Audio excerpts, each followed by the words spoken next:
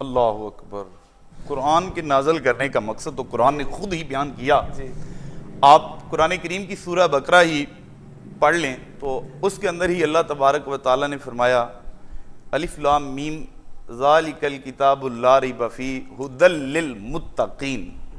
فرمایا یہ قرآن متقین کی ہدایت کے لیے ہے. سبحان اللہ. تو اس کے نزول کا مقصد ہدایت ہے. اب ہم یہی قرآن کریم میرے آقا مولا صلی اللہ تعالی علیہ وسلم نے حجۃ الوداع کے موقع پر آپ نے اپنے غلاموں کو خطاب کرتے ہوئے فرمایا کہ میرے غلاموں تم چاہتے ہو کہ تم گمراہی کی طرف نہ جاؤ, تمہیں کوئی تباہ و برباد نہ کر دے تمہارے عقائد و نظریات کو, تو تم نے کیا کرنا ہے. میرے حضور نے فرمایا کہ تم نے دو چیزوں کا دامن تھام کے رکھنا ہے. آقا علیہ الصلوۃ والسلام نے فرمایا ایک قرآن ہے اور دوسری میری سنت ہے. حضور نے فرمایا کہ آپ نے ان کے دامن کو تھام کے رکھنا ہے تو تم کبھی بھی گمراہ نہیں ہوگے.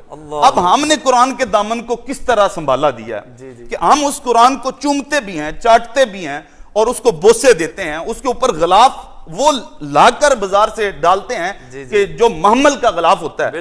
اب میں کہتا ہوں میں اس چیز کے خلاف نہیں ہوں, قرآن کا بوسہ لیا جائے, اس کو سینے سے لگایا جائے, اس کو سر پہ رکھا جائے, لیکن پورا قرآن آپ اٹھا کے پڑھ کے دیکھ لیجئے, پورے قرآن کے اندر آپ کو ایک مقام پر بھی یہ نہیں ملے گا کہ قرآن کو تمہیں چومنے کے لیے دیا ہے, قرآن کو تمہیں اوپر رکھنے کے لیے دیا ہے. اب اس کی مثال ایسے ہی ہے کہ ایک بادشاہ ہو, چلو بادشاہ کا تو کنسیپٹ اب نہیں ہے ہم میں, ملک پاکستان کا وزیر اعظم ہو اور وہ وہاں سے اپنے گورنر کو ایک چٹھی لکھے, خط لکھے. اب وہ چٹھی گورنر کے پاس پہنچتی ہے, اب اس پہ اس وزیر اعظم نے, پرائم منسٹر نے یہ لکھا ہے کہ آپ کو جیسے میرا خط ملے فوری طور پر جو میں احکامات دے رہا ہوں ان پہ فوری طور پر تم نے عمل کرنا ہے.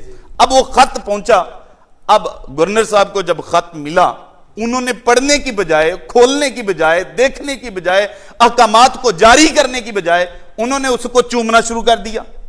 انہوں نے چوم کر اچھے خوشبو اور اس کی تعریفات شروع کر دی کہ ماشاءاللہ یہ بڑا خوبصورت خط ہے, کاغذ بڑا اچھا ہے, ماشاءاللہ بڑا حسین و جمیل لیٹر ہے, بڑی خوشبوئیں لگی ہوئی ہیں, بڑے عطر لگے ہوئے ہیں اس کو, اور بڑے اچھے کور کے اندر آیا ہے, اور چوم چام کے اس نے اس کو اٹھا کے اوپر رکھ دیا.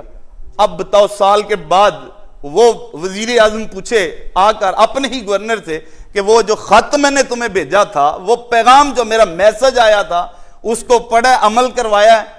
تو وہ اب اگر یہ جواب دے جو آج جواب ہم گھر کے بیٹھے ہوئے ہیں اپنے رب کو دینے کے لیے, وہ جواب اگر اس وقت وہ دے, وہ کہے کہ جی دیکھو میں نے آپ کے خط کی تعریف بھی بڑی کی, میں نے آپ کے خط کو چوما بھی بڑا ہے, میں نے آپ کے خط کو اوپر والی جگہ پہ رکھا ہے, میں نے آپ کے اس کی اپنی ہر میٹنگ میں آپ کے خط کا تذکرہ کیا, ذکر کیا. وہ کہے گا کھول کے پڑھا ہے, دیکھا ہے, احکامات جاری کیے ہیں؟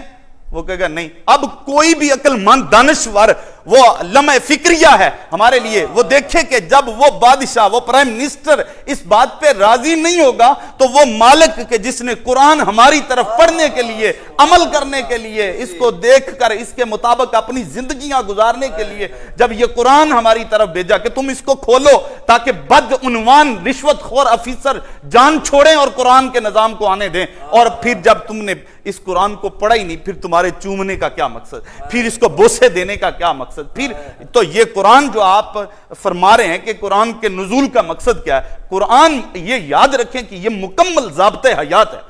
آج اگر ہمارے پارلیمنٹ کے اندر اس کو رسائی حاصل نہیں ہے, آج اگر ہماری عدالت اور کوٹ کچہری کے اندر اگر اس کو رسائی حاصل نہیں ہے تو یہ ہمارے لیے لمحہ فکریہ ہے, وگرنہ رب نے جو سلیبس کے طور پہ قرآن ہمیں دیا یہ مکمل ایک ضابطۂ حیات ہے, اس کے اندر ہر چیز موجود ہے اور اس کے ساتھ ہم اپنی معیشت کو ٹھیک کر سکتے ہیں. قرآن خود, اب دیکھیں آپ پوچھ رہے ہیں کہ اس کا نزول کا مقصد, میں ساری رات بھی لگا رہا ہوں تو میں اس کے نزول کے مقصد کو کیا بیان کر پاؤں گا. ایک چیز لے لیں, آج جو میرے ملک کے اندر سب سے زیادہ کرنٹ مسئلہ ہے وہ کیا ہے کہ جی ہماری معیشت تباہ ہو گئی, ہمارا نظام تباہ ہو گیا, اور نظام تباہ برباد ہو گیا. کیوں بھائی, کیوں تباہ ہوا؟ آپ یہ ہمارا جس جگہ پہ ہم بیٹھے ہیں بابر صاحب, یہ آپ کی رہائش گاہ ہے, محلہ احمد آباد, گلی گلی میں ہم جائیں, دروازے پہ دستک دیں, ہر دروازے سے نکلنے والے سے پوچھیں کہ تم کون ہو, وہ کہے گا میں مسلمان ہوں.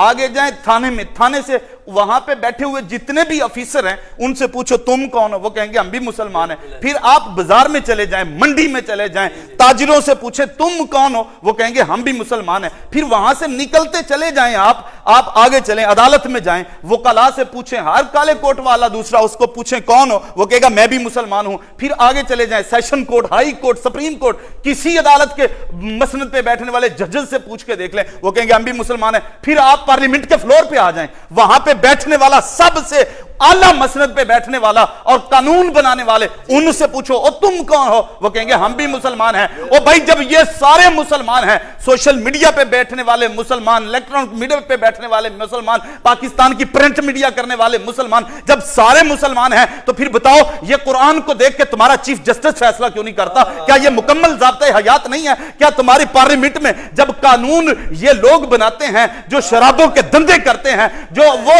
अपने हमारे मुल्क के पाकिस्तान जो मुस्तफा की शरीयत के लिए लिया गया था, वहां पे वो शराबी ज़नी बैठकर जब कानून बनाते हैं, क्या उनको पता नहीं कि कुरान एक मुकम्मल ज़ाब्ता हयात है? हम इसको लेके आए, ये कुरान हमारी हर जगह पे रहनुमाई करता है। हमने कुरान को जगह नहीं दी, हमने कुरान को रखा तो बोसों के लिए रखा, हमने कुरान को रखा तो सिर्फ इसलिए रखा हमने कि हम अपनी बेटी को जब भेजेंगे और उसके सर के ऊपर ये कुरान दे के हम उसको भेजेंगे। हुजूर मैं इसके मकासद के ऊपर अगर बोलना शुरू कर दूं तो आपकी ट्रांसमिशन फिर पूरे महीने के लिए ही चलती रहेगी। मकासद इसके ऊपर जितने हैं, अब आप अंदाजा लगाएं, एक चोर का इस्लाम कहता है हाथ काटो, एक चोर का हाथ संगले के क्लॉक टावर चौक के अंदर उसको खड़ा करके अगर काट दिया जाए, इस्लाम कुरान के इस फैसले पे अमल कर लिया जाए, मुझे बताओ, मैं लिख के देता हूं पूरे सांगले के इर्दो गिर्दो नवा के अंदर कोई चोर तुम्हें फिर चोरी करता नजर नहीं आएगा। यह बात इन हुक्मरानों के सामने उलमा ने रखी थी कि आप कुरान, वो अब मर चुका है,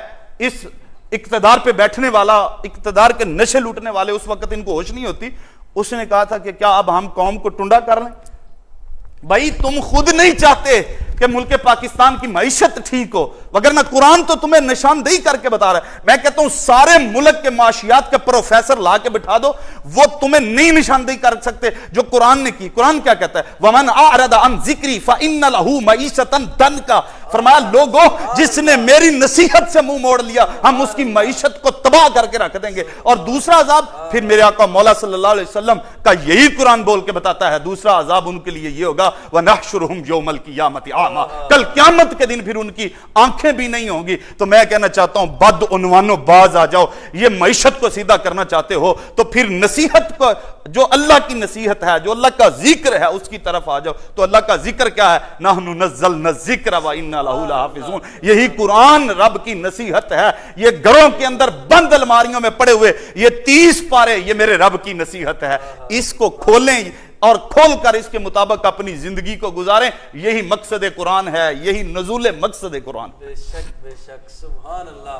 तो नाज़रीन, जैसा कि मैं बता रहा था कि दिल करता है कि सारी रात मुफ्ती साहब से सवाल किए जाएं और ये जवाब देते रहें, लेकिन वक़्त को मद्देनज़र रखना होता है।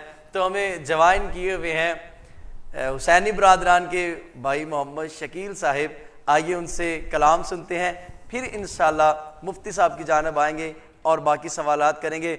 अगर आपके भी ज़हन में कोई सवालात हैं तो ज़रूर कमेंट्स में कीजिएगा ताकि हम अपने सवालात